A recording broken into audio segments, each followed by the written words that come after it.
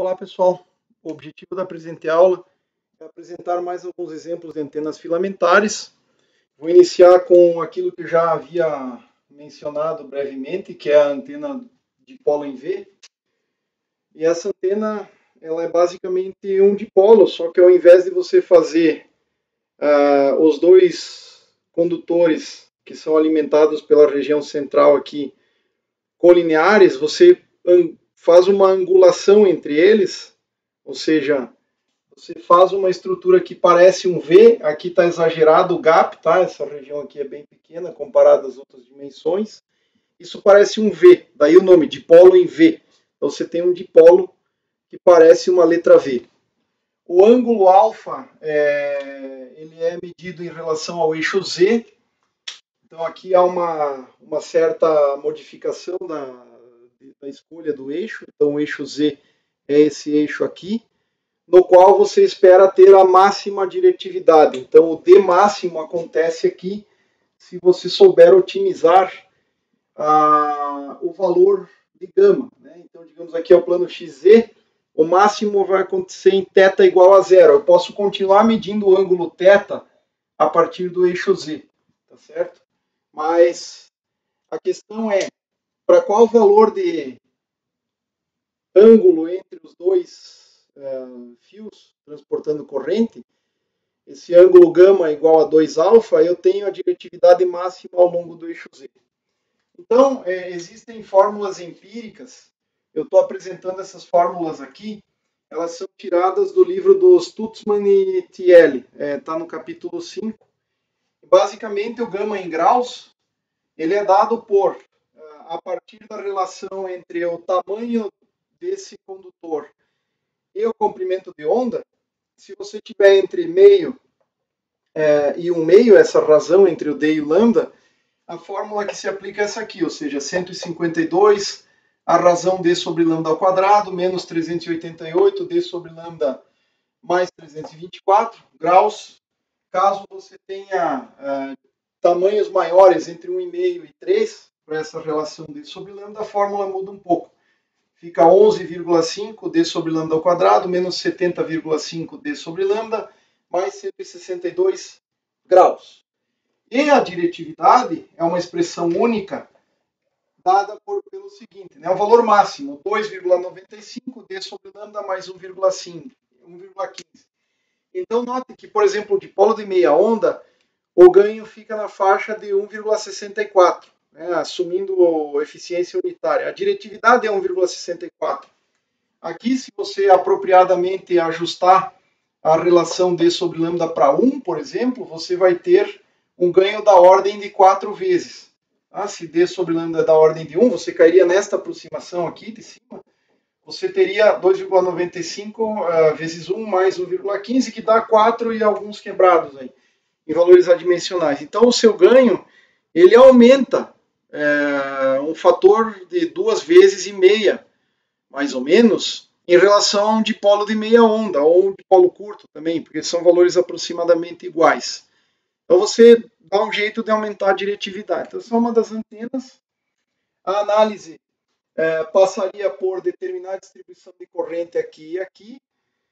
Como toda antena filamentar, ou como qualquer antena, a base, o cerne do cálculo é sempre analisar a distribuição de correntes.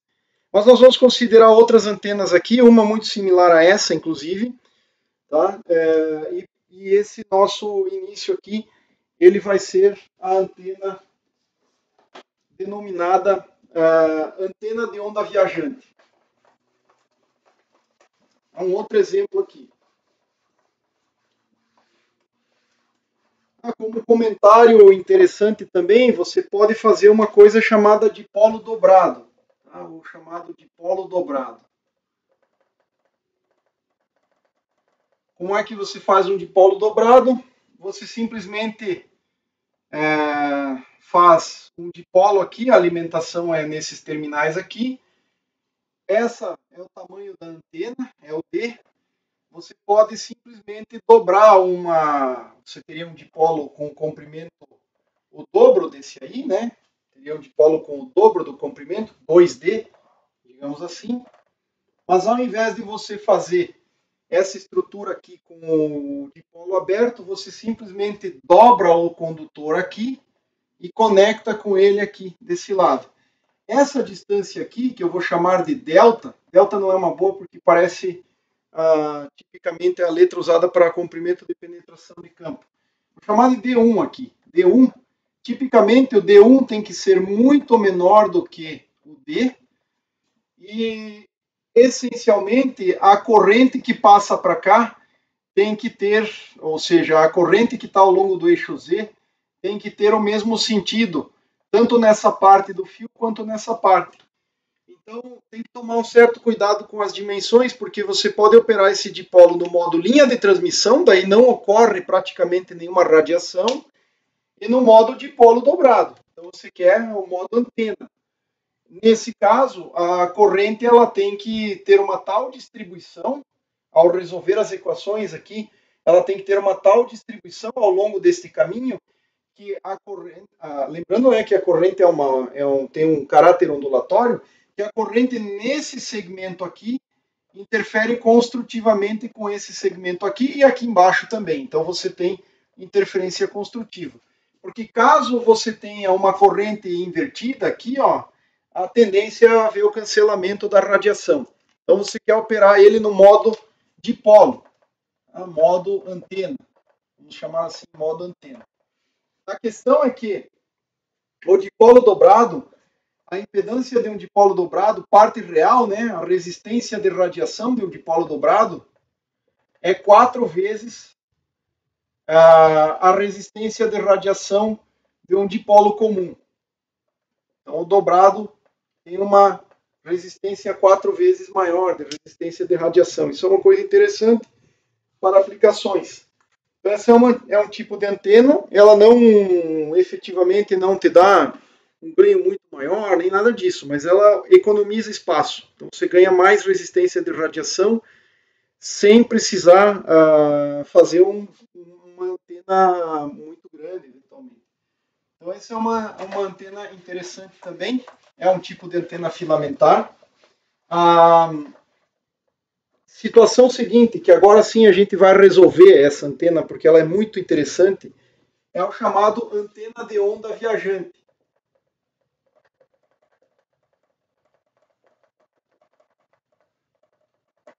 E que dá origem a um certo tipo de antena em V que a gente vai discutir em linhas gerais. Então, a antena de onda viajante, ou também chamada de traveling wave, antena, ou seja, essa antena de onda viajante, ela tem a sua essência com base na distribuição de corrente geral de uma antena dipolo, mas eu vou pegar aqui o dipolo curto aliás, o dipolo de meia onda, desculpa, o dipolo de meia onda só para a gente lembrar, tá? Então eu vou colocar aqui assim, dipolo de meia onda do lado de cá. Lambda sobre 2. Então o dipolo de meia onda, ele tem uma característica essencial que é ressonante, porque ele só tem meio lambda na frequência em que você tem aquele valor de lambda. Então é uma antena do tipo ressonante. E o segundo aspecto é que a distribuição de corrente nessa antena ela é algo assim.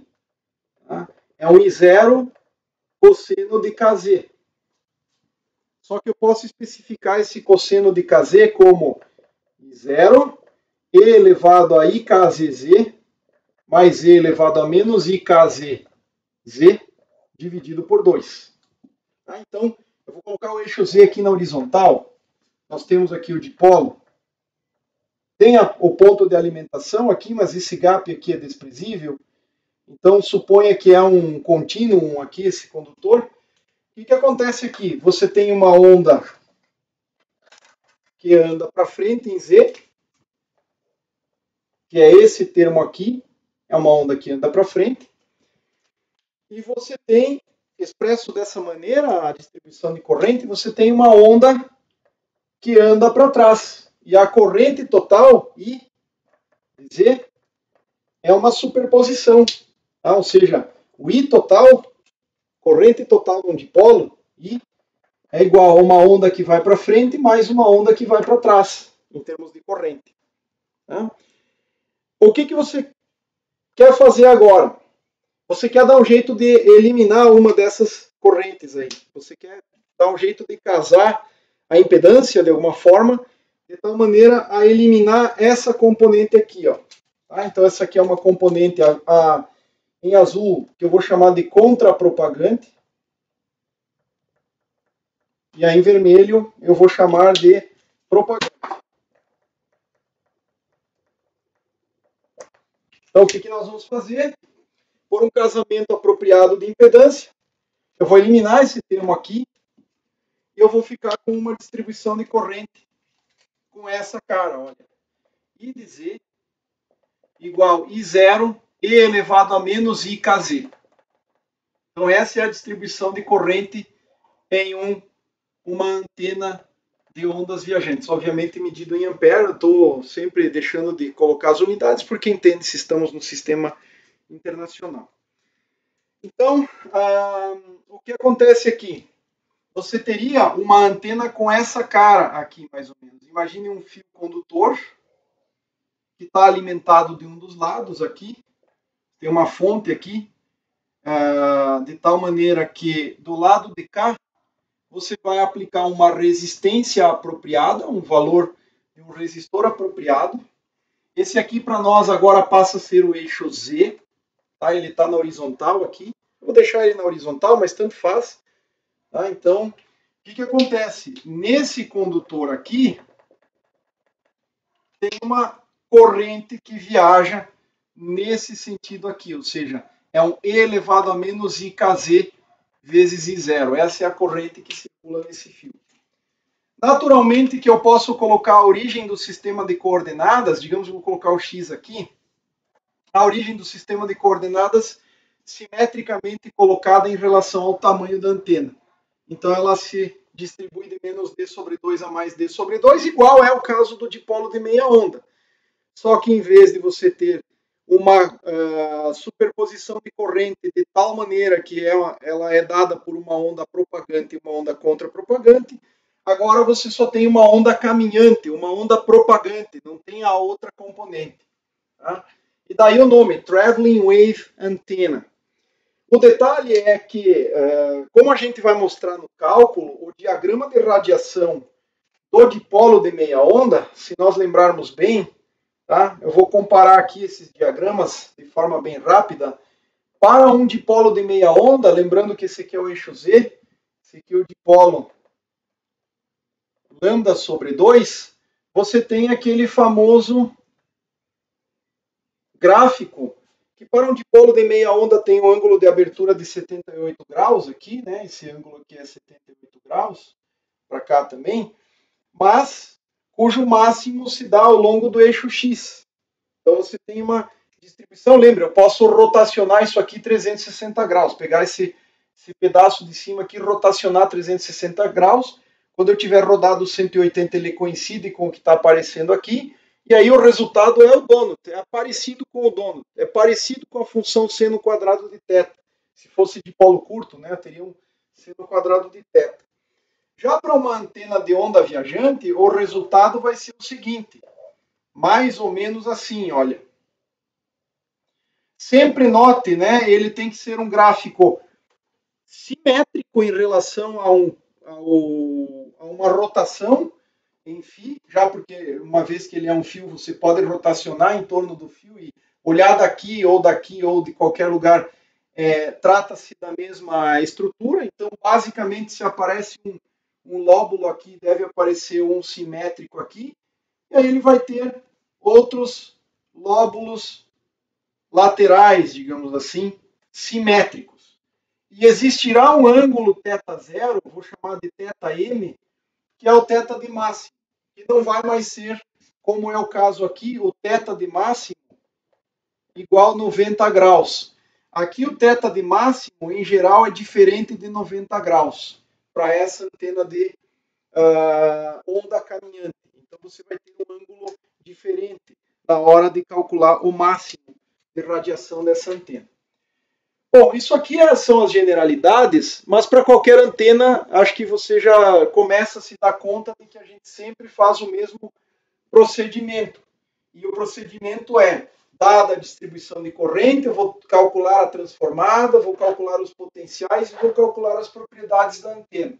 É o que a gente vai fazer agora, calcular a transformada de Fourier disso aí. Então, eu preciso saber agora, só lembrando aqui, para você não ter que buscar muita coisa no formulário, que o A, o potencial vetor para uma antena do tipo fio, ela sempre tem essa cara aqui, ó, μ0 vezes o fator de onda esférica, 4πr, a transformada de Fourier da corrente que vai te levar para K cosseno de θ na direção de Z, que é a direção do fio. E se você quiser o potencial transversal em relação àquele eixo, simplesmente menos μ0 e elevado a ωt menos kr sobre 4πr. A transformada continua presente, só que na hora que você converte o vetor unitário Z em componentes esféricas, isso aqui simplesmente agrega um fator seno de θ na direção de θ, que é o ângulo medido a partir do fio. Tá? Então essas expressões aqui continuam válidas. Agora, a nossa transformada de Fourier, ela é, como sempre foi, transformada que nos leva para K cosseno de θ, uma integral de menos infinito a mais infinito, I de Z', exponencial de IK cosseno de θ Z', de Z'. É esse cálculo, essa conta que nós temos que fazer aqui, certo? Essa é a expressão que precisamos calcular. Só lembrando que isso aqui é para o intervalo Z menor ou igual a D sobre 2 e maior ou igual a menos D sobre 2. Então essa corrente é dada nessa circunstância aqui, em que a antena tem um comprimento finito.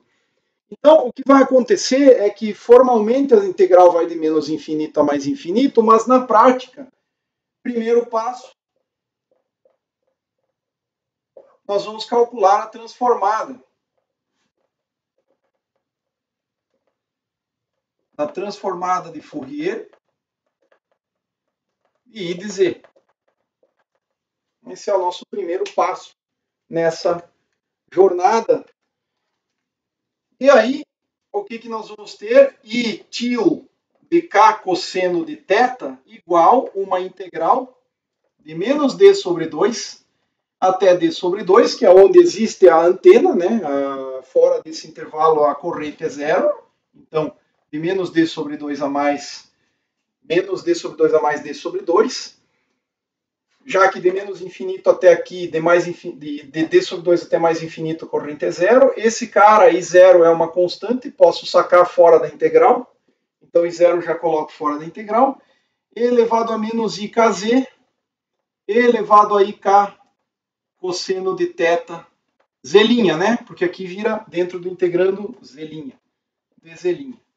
Aliás, até poderia chamar de Z porque é uma variável muda, né? No final eu vou integrar, ela desaparece. Mas é bom não usar Z porque Z pode me lembrar de posição de observador, ponto campo. Então é melhor usar Z' mesmo. Outra variável que você quer. Bom, essa integral aqui ela não é tão complicada de fazer. Então isso aqui vai ser igual a I0, uma integral de menos D sobre 2 até mais D sobre 2, a exponencial de menos IK,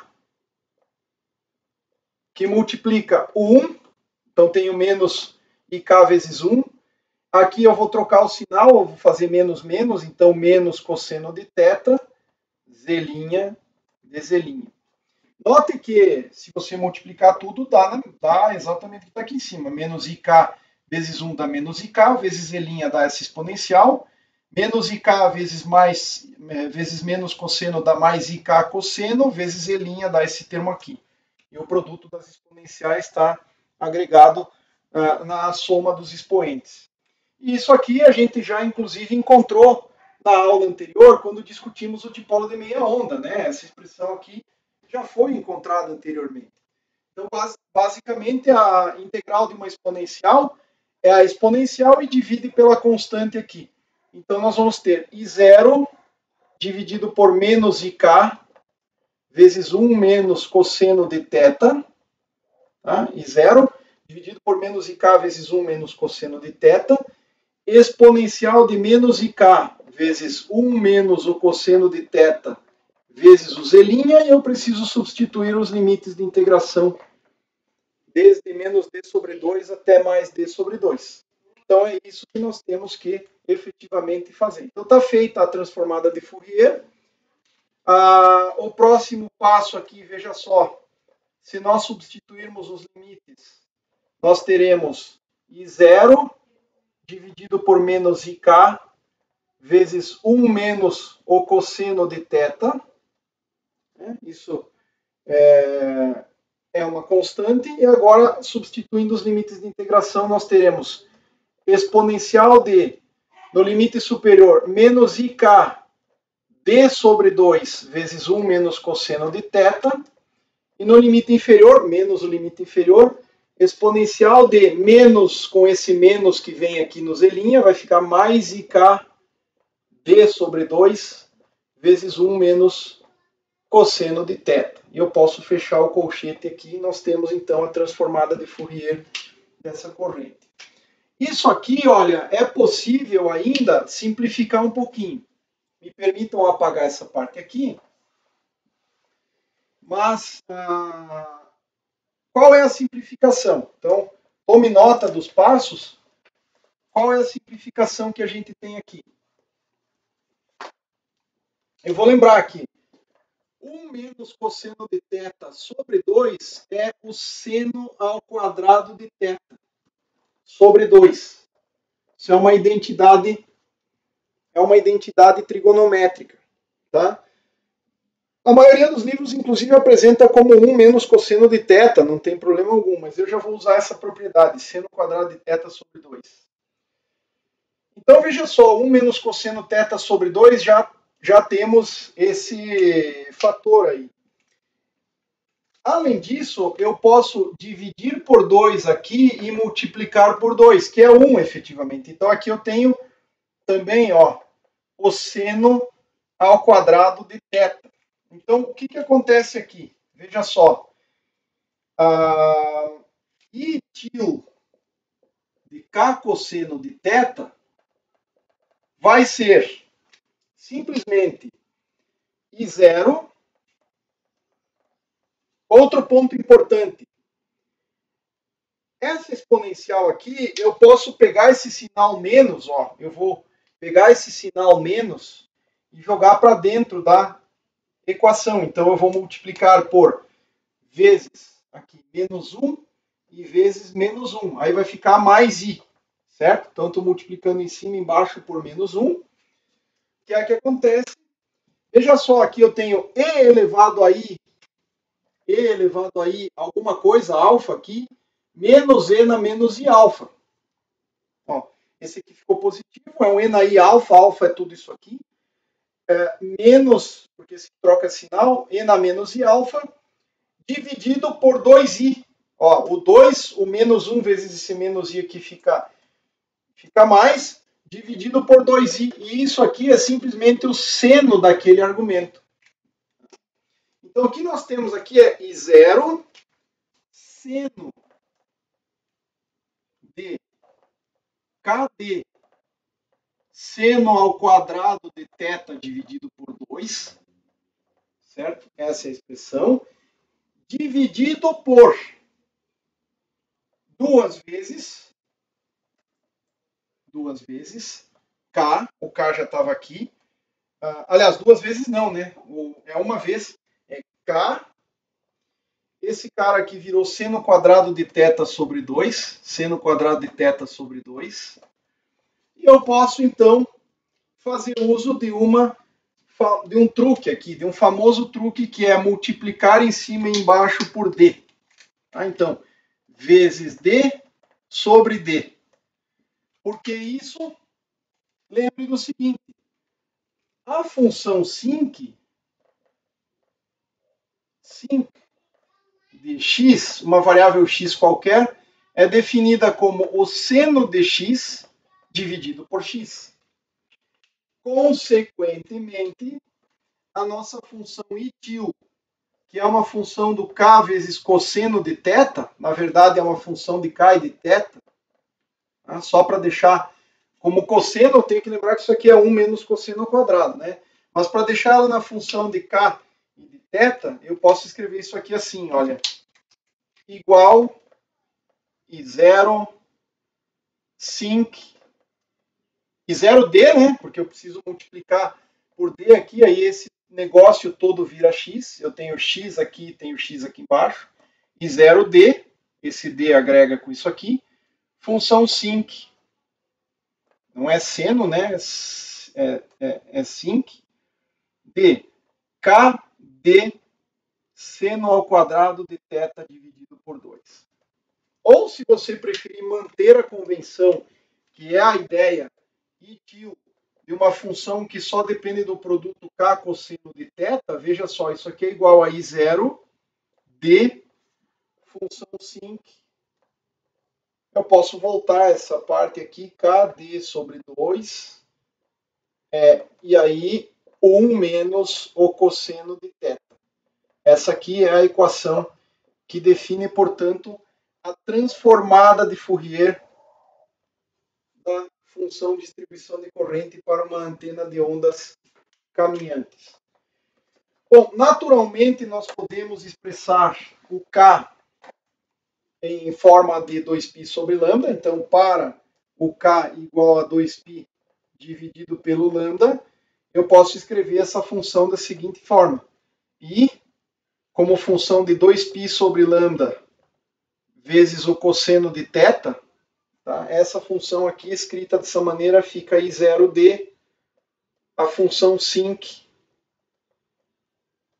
Note, 2π sobre lambda cancela um fator de 2 aqui, nós teremos π d sobre lambda vezes 1 menos o cosseno de θ.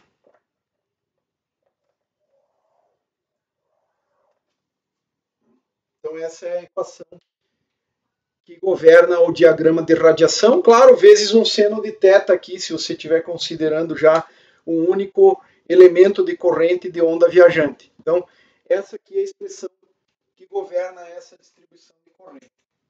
Bom, dito isso, eu posso agora, então, calcular o potencial vetor transversal para uma única dessas aí. Lembre dessa expressão. Então, para uma única dessas antenas, o que nós vamos fazer? Nós podemos escrever o potencial transversal. Então, o A transverso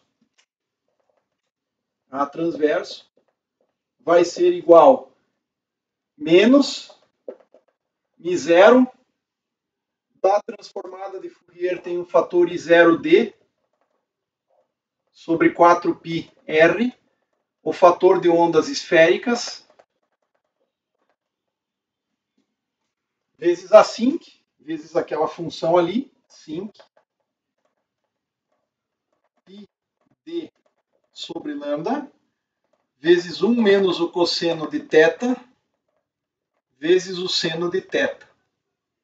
E é óbvio que esse cara aqui, ele é na direção de θ, é a única componente que ele possui. Então, pronto, resultado atingido, direção de θ.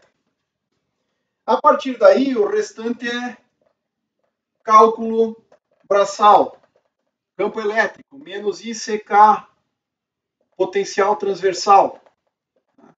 Sempre lembre das propriedades. C vezes μ0 igual a Z0, sempre pensando em velocidade da luz no vácuo, né?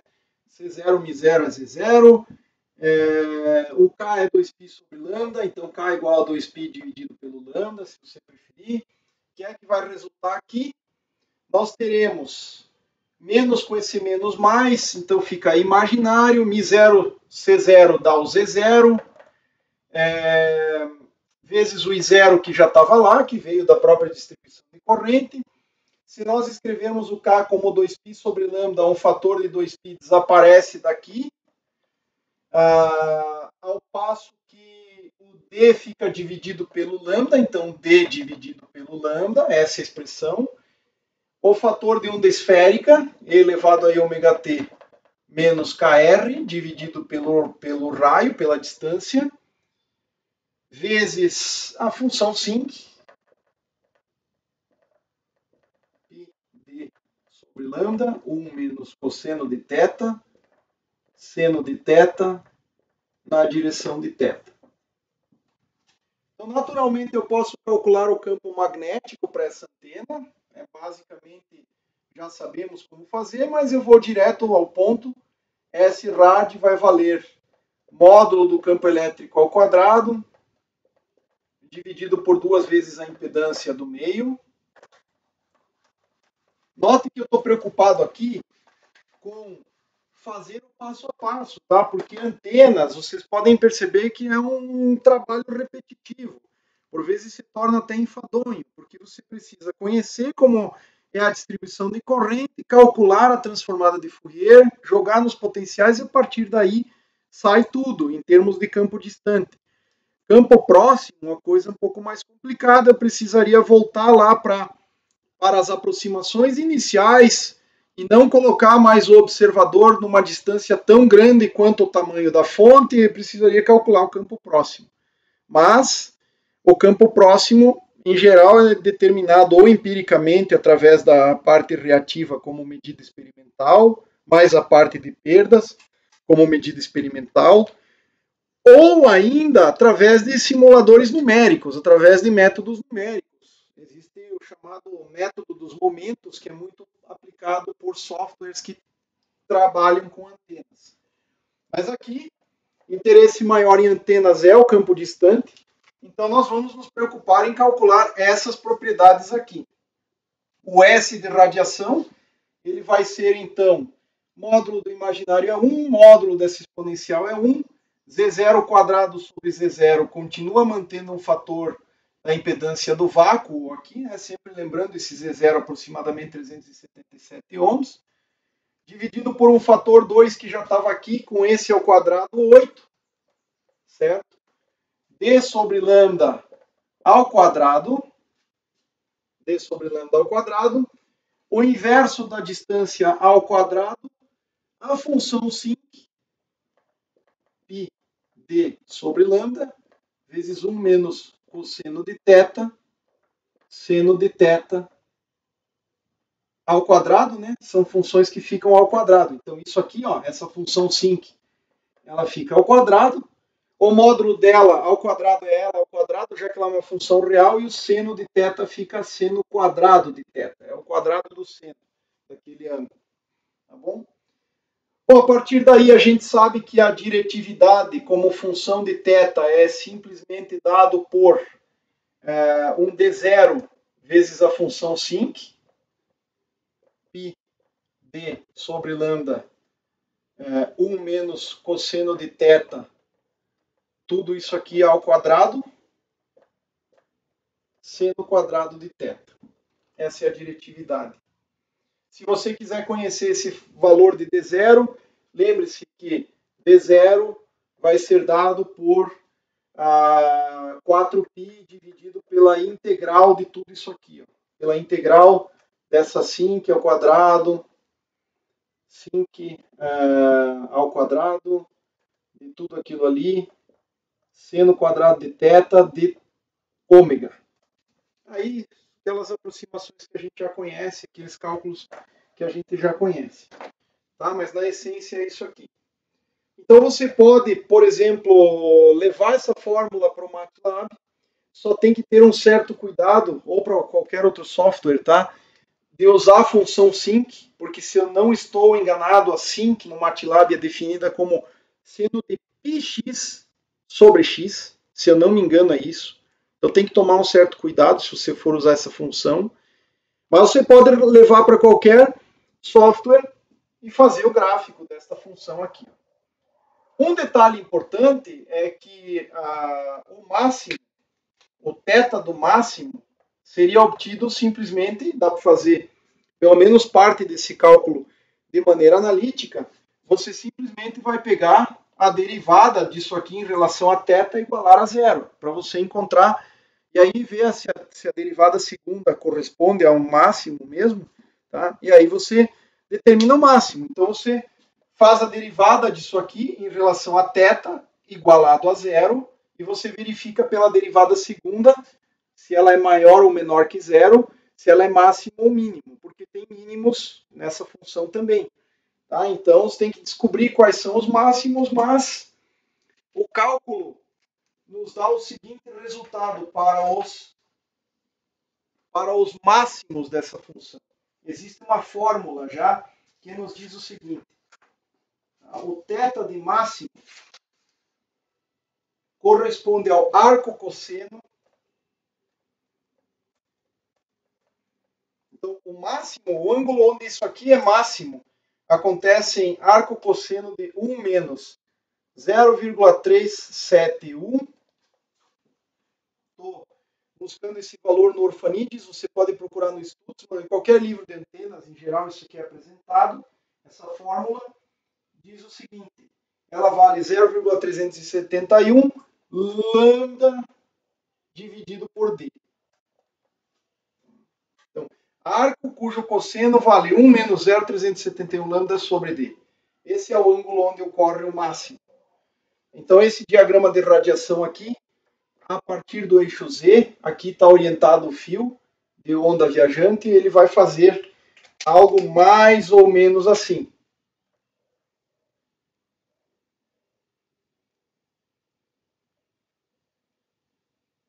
Mais lóbulos ou menos, depende das dimensões aqui, tá? Estou representando aqui. O máximo não está em 90 graus com o fio, está nesse ângulo aqui. Esse é o θ de máximo. Tá? Eu vou escrever aqui assim. Esse aqui é o θ do máximo ganho. E como é que você pode calcular o máximo ganho? Bom, basicamente você pode fazer esse gráfico aqui e determinar o D0. Tá? Então, essa é a forma. Me permitam apresentar esses passos em linhas gerais. Olha só. Então, só para deixar de novo, a gente já fez isso antes, mas D0. Lembre sempre, né, que a integral do d de θφ sobre todo o ângulo sólido é sempre 4π em todo o ângulo da esfera, só que as nossas antenas filamentares, só tem uma antena filamentar orientada ao longo de Z.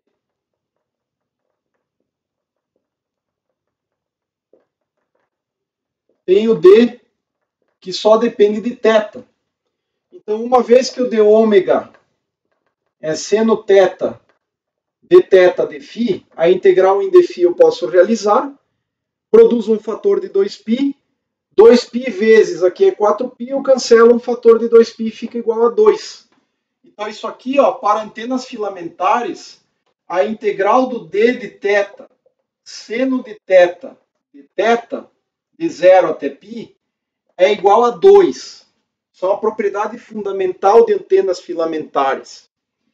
E, consequentemente, eu posso, então, fazer o seguinte cálculo. Se eu jogar isso aqui para dentro da fórmula, eu terei que o D0, o máximo dessa função aqui, ela vai ser dada por 2 dividido pela integral de 0 até π. Ou, se você quiser, sempre lembre, né, dá para mudar para a variável u. Às vezes é mais fácil, num calculador numérico, uma integral de menos 1 até 1. A função sinc ao quadrado, ela vai ficar ao quadrado de π vezes d sobre lambda. Então, note que agora esse número depende da relação d sobre lambda. Ele depende da frequência, portanto. 1 menos u, onde u é cosseno de θ. É a função sinc de πd sobre lambda vezes 1 menos u ao quadrado. O seno quadrado de θ vale 1 menos u quadrado, porque é 1 menos cosseno ao quadrado. du é aquela passagem toda que a gente já fez anteriormente, né? Sendo que você pode dizer que seno θ de θ é menos du, cosseno de θ é u, quando o θ vale 0, o u vale 1, quando o θ vale π, ou vale menos 1, aí você elimina esse sinal aqui, invertendo os limites de integração para o que é convencional, né, do menor para o maior. Então essa aqui é a expressão nesse caso, e você pode resolver isso aqui numericamente. Então você tem um intervalo bem definido. Se você for fazer um gráfico via MATLAB, você pode, ou via outro software qualquer, você pode criar um resolvedor numérico. Eu vou fazer de maneira bem simplificada aqui. Se você for utilizar um software como o MATLAB para fazer esse tipo de gráfico, você primeiro, claro, vai limpar todas as variáveis.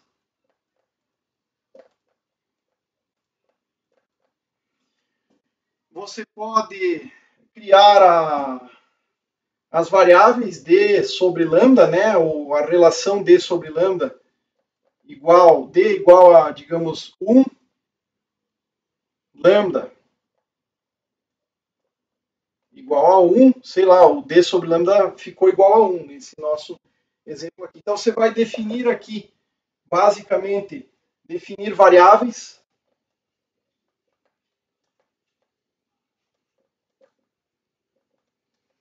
Aí, naturalmente, que você tem que definir qual é o intervalo de interesse da variável que você queira. Para essa integração, talvez é mais interessante U, mas para fazer o plot, para fazer o gráfico, é melhor usar já o θ. Então, vou chamar essa variável de θ mesmo. Vou escrever por extenso θ igual a... ou simplesmente TH, né? TH igual θ. TH igual θ. Variável θ. TH é o nome da variável, igual um lean space, que sempre vai desde 0 até π, certo? Com quantos pontos você queira. Lembre que você vai ter que fazer uma integração, então quanto mais pontos você colocar, melhor. Eu vou colocar aqui 500 pontos, 501 pontos, mas você pode mudar isso aí e ver se muda alguma coisa. Tá? Então aqui a primeira parte, né, você cria um script. A primeira parcela tem o que? Limpa todas as variáveis utilizadas, fecha todas as figuras anteriores, se tiver aberto. Você define os parâmetros que estão aqui na sua fórmula, o d, o lambda e etc. Você define o θ como um lean space. E aí pronto, é só você definir sua variável aqui, sua função, né?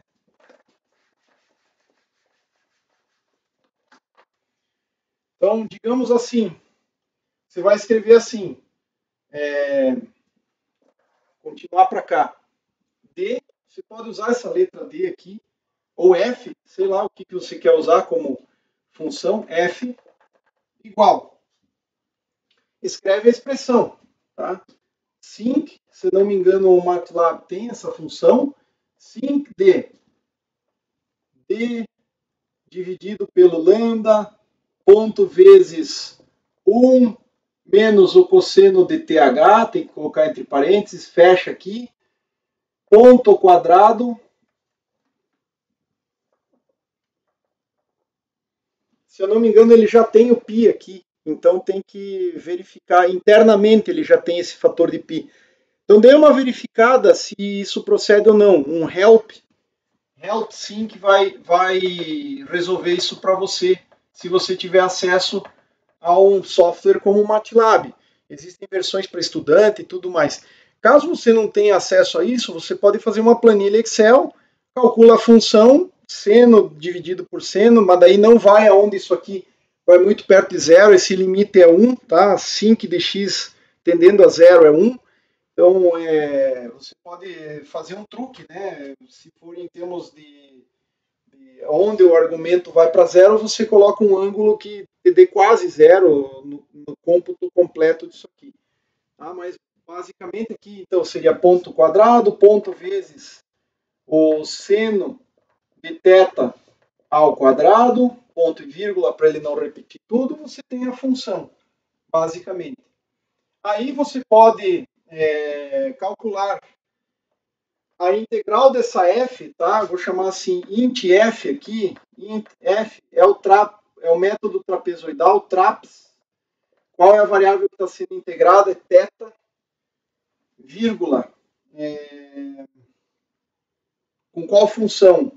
F ponto vezes seno de θ, porque eu tenho que lembrar ainda que na hora de fazer essa integral aqui, isso aqui é o du, né? O du é seno θ de θ, então você ainda tem um seno de θ para fazer essa conta. Pronto, aqui você encontrou essa integral aqui de baixo. Então essa integral está aqui, calculada.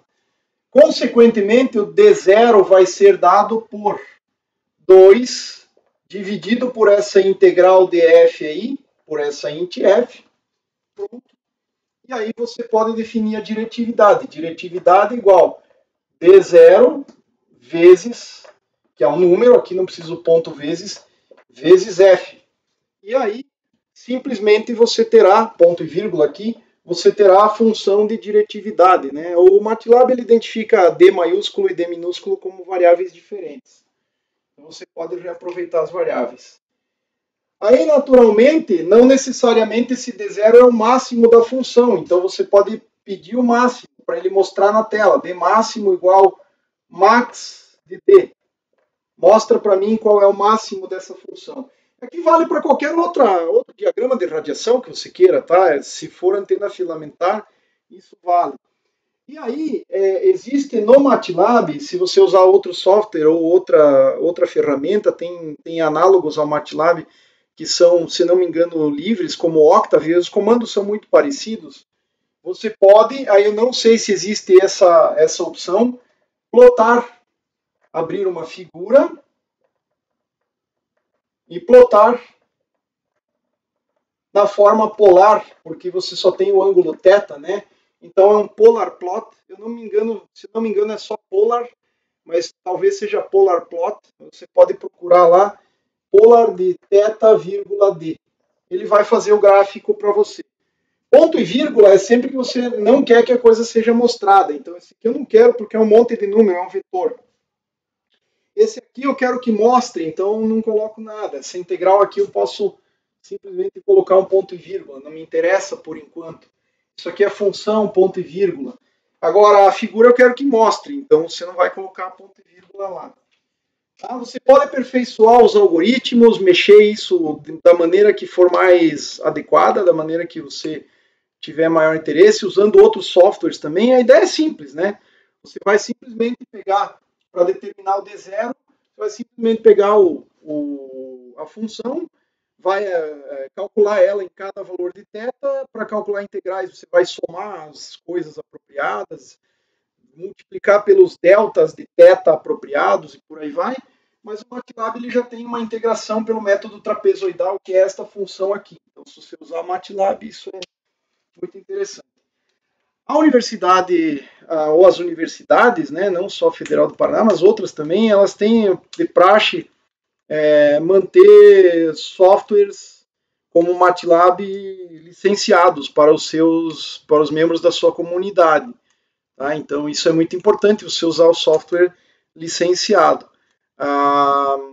Existem, eu não sei, hoje não é muito barato, existem versões do MATLAB para estudante, para uso só residencial e tudo mais, mas não é tão em conta assim.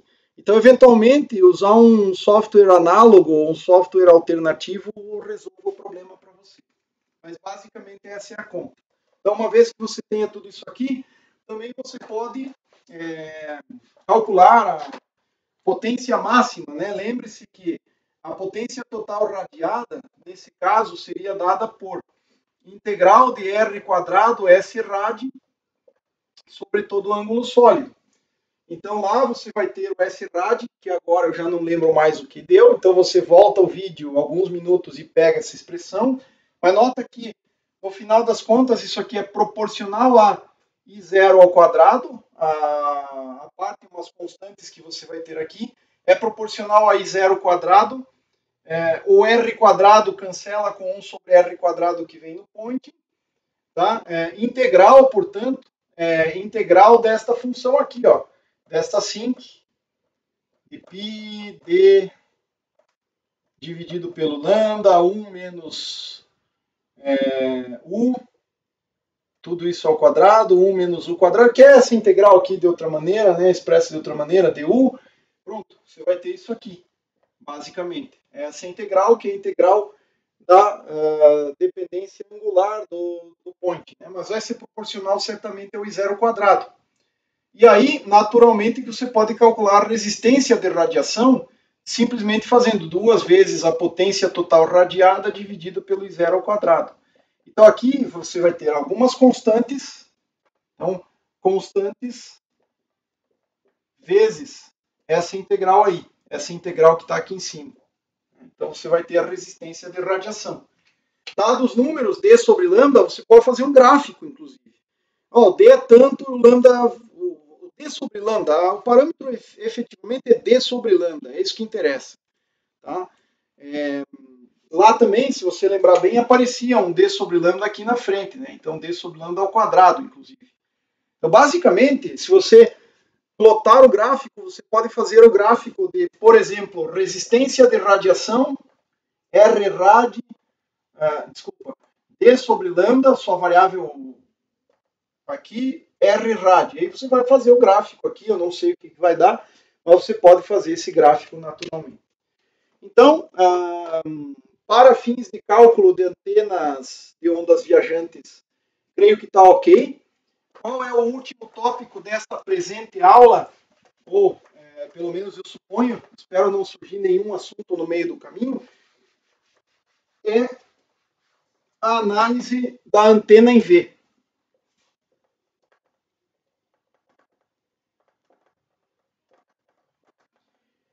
Então, a antena em V, e existe uma alternativa adicional, tarefa aqui, né, ou sugestão, pesquisar a antena rômbica.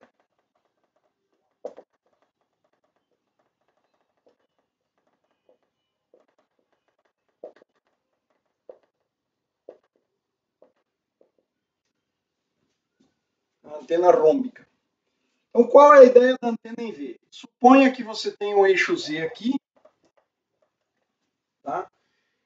Tem um ponto de alimentação, ele é um gap pequenininho, despreze, mas teria isso aqui, ó, onde você vai ter um condutor para cima e o outro condutor para cá.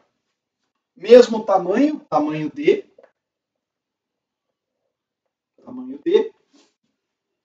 Ambos formam um ângulo alfa com o eixo Z. 2 alfa é o ângulo total gama, igual ao caso do dipolo em V. Só que agora, olha, a gente coloca uma carga casada aqui.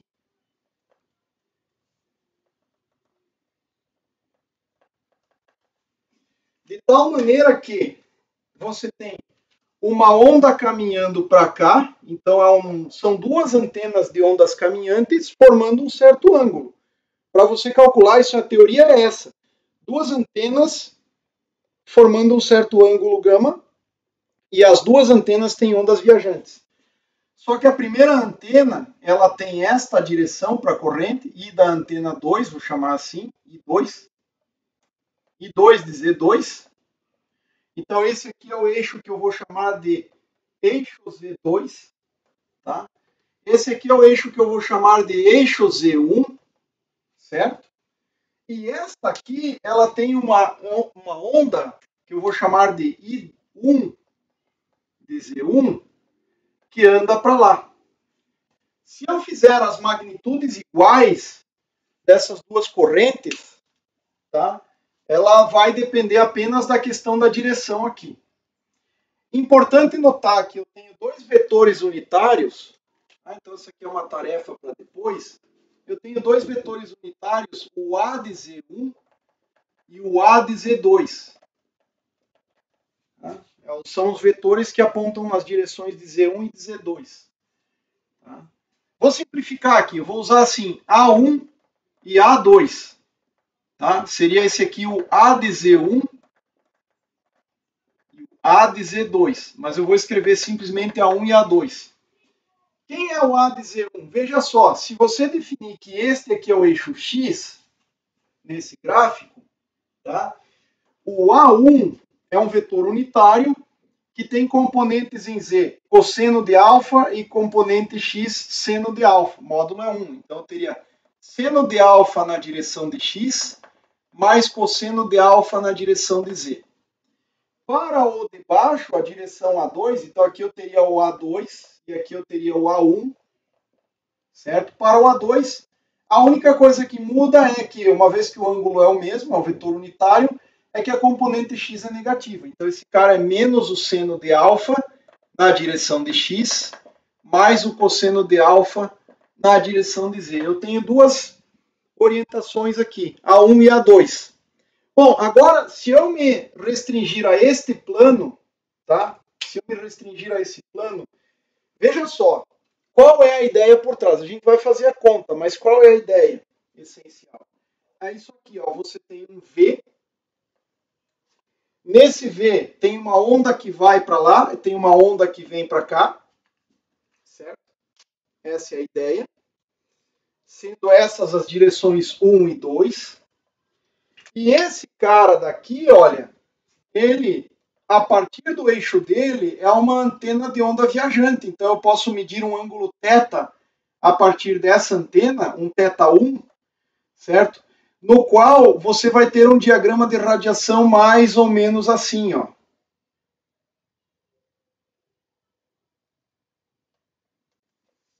Certo?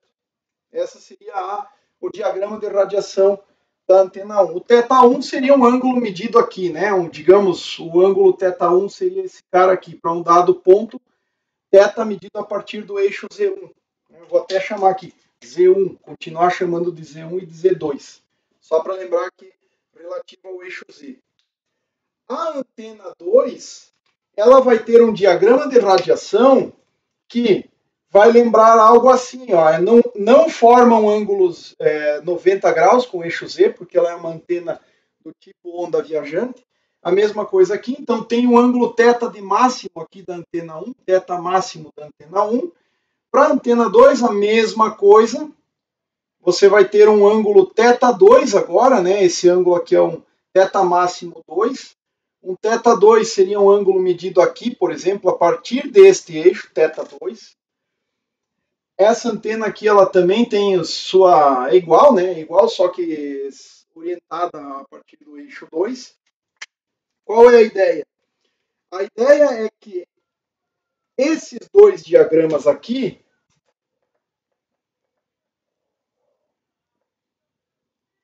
interagem construtivamente.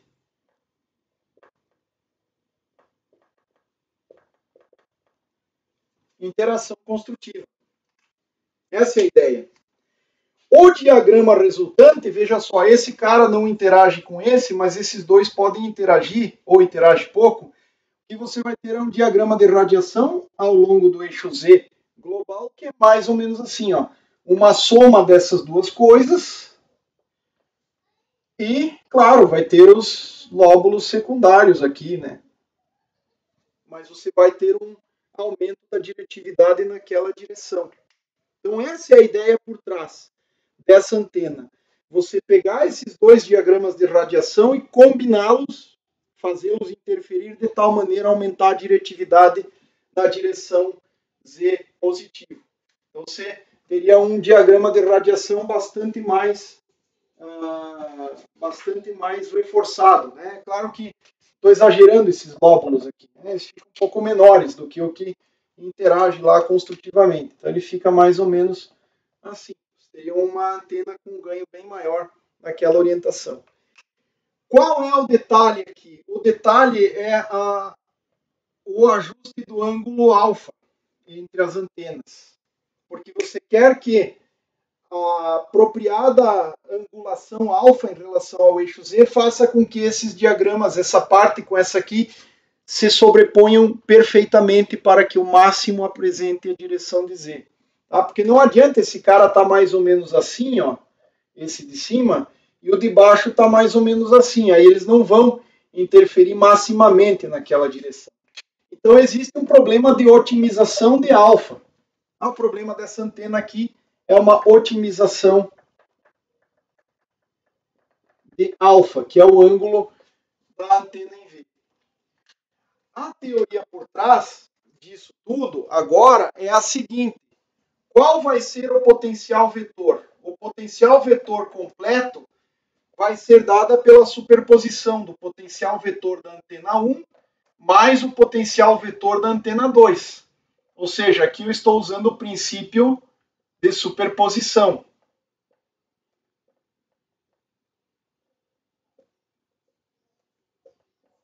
Certo? Vou apagar isso aqui, porque isso aqui é mais para ilustrar o que está acontecendo.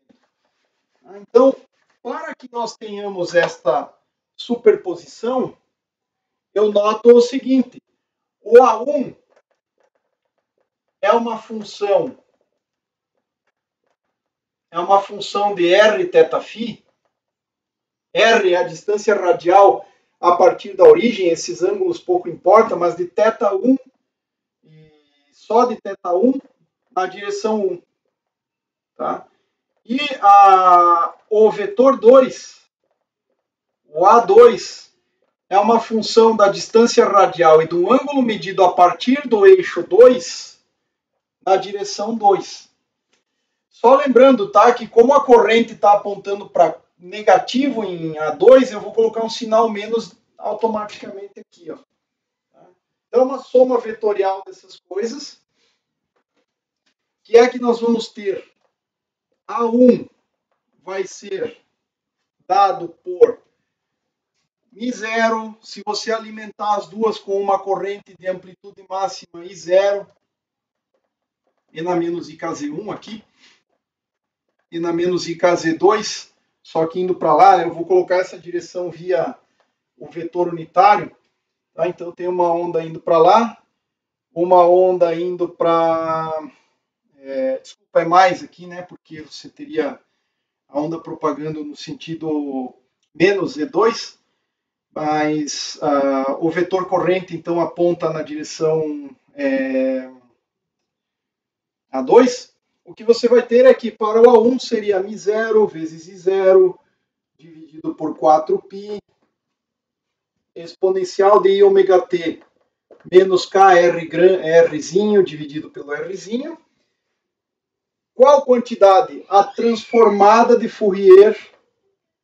Nós já calculamos isso, né? Então, μ0 e 0D, transformada de Fourier, nós já calculamos. 0D, função sinc, só que calculada, π d sobre lambda 1 menos o cosseno de θ1. Seria isso. Na direção de 1.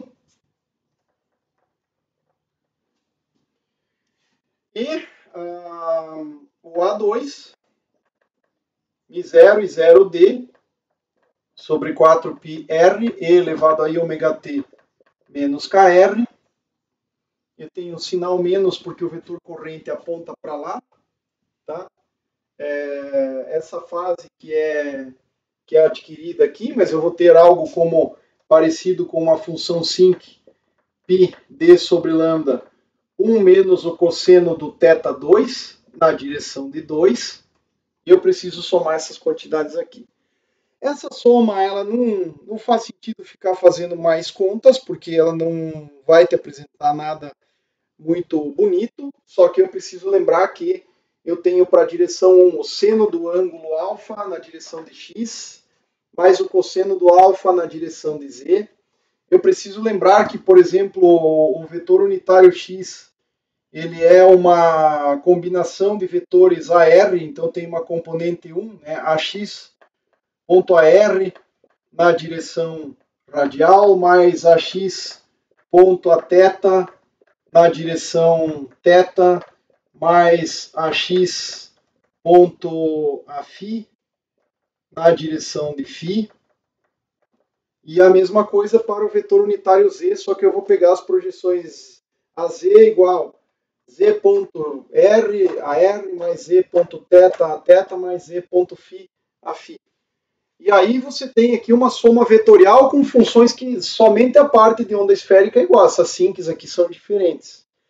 E o θ1 e o θ2 ainda, de forma geral, eles são medidos a partir desses eixos. Então, para você combinar com o θφ geral do sistema de coordenadas esféricas, do sistema global x e z, a coisa não é tão trivial.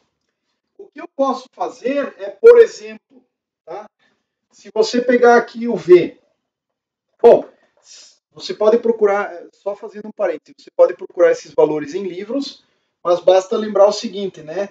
A componente radial projetada sobre o eixo, sobre o plano XY tem uma componente seno de θ, e aí sobre o eixo X você tem o cosseno de φ. Então é seno θ cosseno φ radial.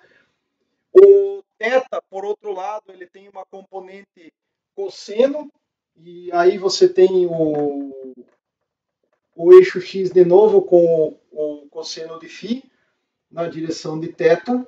Então, é um produto escalar que eu tenho que fazer entre AX e a φ. Já o AX e o Aφ é cosseno mesmo. Seno θ cosseno φ, mais cosseno θ cosseno φ, mais cosseno θ, mais cosseno φ, aí se eu não cometi nenhum equívoco. Mas você pode dar uma conferida aqui. Já o AZ, ele é o vetor que tem componente cosseno de θ radial, menos o seno de θ na direção de θ. Então eu preciso converter esses vetores A1 e A2 nessas formas aqui que englobam o sistema geral de coordenadas x e z. Né? E com detalhe, aí depois eu tenho que passar o AX e o AZ para componentes esféricas e jogar fora as componentes radiais. Essas não me interessam, então eu só preciso das componentes θφ. Você já pode perceber o tamanho da expressão que vai ficar. Mas, aqui, ó, geometria nessa figura, eu vou representar aqui assim, ó, eixo Z. Se você tiver a partir do eixo Z um ângulo θ medido, digamos que esse aqui é o ângulo θ medido a partir do eixo Z, a partir do eixo Z1, você tem um certo ângulo θ1, digamos. Um certo θ1. Desculpa. Para cá, né? Para cá. Eu estou pensando no mesmo ponto. Esse aqui seria o θ1. Medido a partir do eixo Z, você tem θ. Medido a partir do eixo Z1, você tem θ1. Medido a partir do eixo Z2, você tem o θ2. Só estou olhando para o ângulo aqui, considere o mesmo ponto aqui. Eu só estou representando fora porque senão fica muito carregada aqui a figura. Agora lembre que o eixo Z1, desculpa, o θ2 é medido a partir do eixo 2. O eixo Z1 com o eixo Z forma um ângulo de alfa, né? Então esse cara aqui, ó, forma um ângulo alfa, e esse aqui também é alfa. Deixa eu só usar outra cor para o θ aqui, porque a medida do θ é a medida que vai do eixo Z até o ponto. Então esse aqui é o ângulo θ. Então daqui você pode tirar, quando você está nesse plano, φ igual a zero, φ igual a zero, você pode tirar uma relação que te diz que θ1 é igual a todo θ menos o alfa, e que o θ2 é todo esse θ2 e tudo isso aqui, é esse ângulo aqui mais o alfa. Então, basicamente, você tem θ mais alfa. Então, quando você está no plano φ igual a zero, tudo bem. θ1 é θ menos alfa, θ2 é θ mais alfa. Tente se convencer disso, mas a ideia é essa. Você tem o eixo Z2, a partir do qual você mede o θ2. Você tem o eixo Z1, a partir do qual você mede o ângulo θ1. E você tem o eixo Z, a partir do qual você mede o ângulo θ. Dá para combinar essas coisas com o ângulo de abertura aqui, que é o alfa. Ao final das contas, o seu problema é montar essa expressão, você vai determinar o vetor de Poynting, o campo elétrico de radiação, superposição, aqui é a soma vetorial, a superposição, etc. Ao final e ao cabo, o seu problema é bastante numérico de encontrar para... Então, o problema é o seguinte: encontrar o que muitas vezes é feito numericamente. Para um determinado lambda e um determinado d, ou seja, para uma relação d sobre lambda, dado d sobre lambda, dada a frequência e o tamanho desse cara, encontrar o alfa adequado. Tá? Encontrar o alfa adequado. Essa é a problemática nesse problema aqui. Nessa questão aqui, esse é o problema a ser determinado. Encontrar esse alfa adequado. O que é o alfa adequado? É aquele que faz com que esse ângulo θ de máximo que está aqui coincida com este ângulo daqui, ó. E aí esses dois diagramas se somam construtivamente. Essa é a ideia por trás da antena em V. Tá? Você pode fazer uma pesquisa também, como eu falei, a antena ortorrômbica. O que é a ideia da antena ortorrômbica? É praticamente a mesma quantidade de contas, só que com um passo, com um conjunto dobrado ainda de vetores. Você tem o A1, A2, A3 e A4. Por quê? Porque a antena ortorrômbica ela tem essa cara aqui, ó. Você tem uma onda viajante aqui, outra para cá e outra para cá. E isso é terminado com o resistor. Então você tem um diagrama de radiação assim.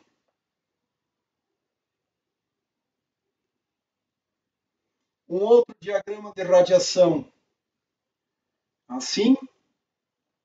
Os lóbulos secundários estou representando de forma bem mal feita aqui. Você tem um outro que é assim, aqui a partir desta, e você tem um outro que é assim a partir desta. Claro que tem os secundários aqui menos importantes. Mas a ideia é fazer o quê? Esse cara somar com esse e somar com esse aqui. Tá? Então você tem que achar da mesma maneira o ângulo alfa, de tal maneira que isso aconteça. Você teria que fazer essas contas aí, encontrar o ângulo alfa para que a radiação tenha uma grande diretividade para frente e lóbulos laterais, lóbulos secundários menores. Você pode querer otimizar a relação frente e costas, que é jogar muito para frente e nada para trás, em Z, considerando o eixo Z aqui. Mas a ideia é mais ou menos essa. Essa aqui é a antena ortorrômbica que eu tinha mencionado lá. Você pode pesquisar um pouco mais. Antena rômbica. Antena rômbica. Então, a ideia é essa aqui. Então, você quer somar esse com esse, e aí obter um diagrama de radiação com um grande lóbulo principal e pequenos lóbulos secundários aqui. Essa aqui é a ideia. Bom, para antenas de um único elemento, eu creio que existem infinitas possibilidades, existem infinitas outras configurações. Você pode ver que o trabalho como eu já falei, é um tanto repetitivo, é calcular as transformadas e inserir isso no potencial vetor. Se você tiver mais componentes em direções arbitrárias dentro de uma mesma antena, você tem que saber usar sistemas de referência e tudo mais, mas isso é trabalho que combina um pouco de transformada de Fourier com um pouco de geometria. Essa é a ideia por trás de cálculos de antenas. E, por outro lado, se você quer o diagrama de radiação, que é o campo distante, dada uma configuração de campo distante, uma vez que a distribuição angular no campo distante está associada à transformada de Fourier da distribuição de corrente, isso já te dá um método, uma ideia geral de síntese de antenas. Dado aquilo que eu quero, qual é a corrente que eu tenho que ter? Faça a transformada inversa. Assim como você tem que o I de K cosseno θ é a transformada da corrente, a corrente na região fonte é a transformada inversa daquela função. Então isso já te permite um método, já te ilustra um método prático de fazer cálculos com antenas. Vale para filamentares, vale para qualquer outra. Mas aqui a gente estava enfatizando as filamentares. Então, se você quiser saber como tem que ser a distribuição de corrente no filamento ou no conjunto que tem ali, para que tenha uma determinada distribuição de campo distante, você pode pegar a transformada de Fourier do campo distante e encontrar a distribuição na antena. Seria a síntese, né? Então, quais são os parâmetros de projeto que você teria? Ângulo de abertura, ganho, supressão de algum lóbulo. Então, você tem lá um diagrama que é o diagrama ideal que você considere. Aquele diagrama é uma função angular, basicamente. Dada aquela função angular, você faz a transformada inversa, você vai descobrir a corrente que tem que ter na antena. Qual a orientação dos fios, eventualmente, que você possa ter, se for uma coisa mais complicada. Mas, para um único filamento ao longo de Z, é basicamente a distribuição de corrente ao longo daquele único fio, daquele único filamento. Embora aqui a gente já tenha usado filamentos não colineares, então já dá alguma coisa, já dá alguma ideia de aumento de diretividade e tudo mais. Então, nas próximas etapas, a ideia central é utilizar métodos de arranjos de elementos. Nesse momento, a gente vai considerar elementos filamentares para otimizar propriedades do diagrama de radiação, para aumentar o ganho, essencialmente, que muitas vezes é o que é desejado, aumento de ganho. Ok? Então, até a próxima. Essa encerramos por aqui.